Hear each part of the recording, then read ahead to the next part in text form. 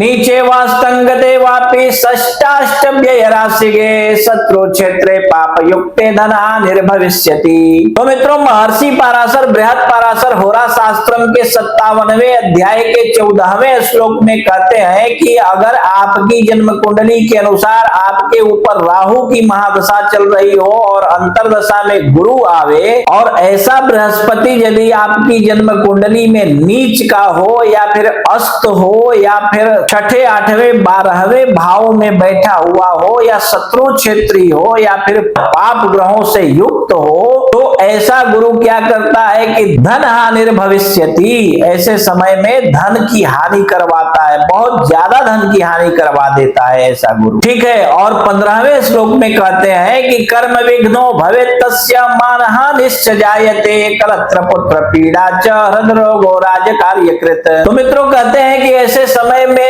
यदि आप कोई भी काम शुरू करते हैं तो उस कार्य में जो है हानि ही पहुंचाता है, कर्म विघ्न पहुंचाता है और ऐसा गुरु आपको मान हानि भी दिलाता है, मान सम्मान की हानि करवा देता है। एवं कलत्र पुत्र पीड़ा च, यानी कि पत्नी के साथ या पत्नी को पीड़ा या फिर पुत्रों को बहुत ज्यादा कष्ट होने लगता है। और आपके लिए भी कहा है कि ऐसा गुरु जब होता है तो आपको हृदय से संबंधित रोग देता है, हृदय रोगो भविष्यति। परंतु ऐसा गुरु जो है ऐसे समय में राज कार्य से संबंधित कार्य भी आपको दिलाता है, जैसे मान लीजिए कोई ठेकेदारी वगैरह दिला दे या फिर कोई ऐसा पद जिसमें कि आपको कुछ करना पड़े जिससे कुछ लाभ होता रहे, इस तरह का भी कार्य गुरु करवाता है। और लेकिन ये बात ध्यान रखिए कि राहु की महादशा में गुरु की अंतरदशा चल रही हो तो ऐसा गुरु जो है आपको कभी भी बहुत ज्यादा बढ़िया फल नहीं देता है। और वैसे भी राहु की महादशा में गुरु की अंतरदशा जब आती है तो यहाँ पे चांडाल दोष का दुष्प्रभाव तो हो ही जाता है। यदि कुंडली में दोनों एक साथ बैठे हो तो ये दोष तो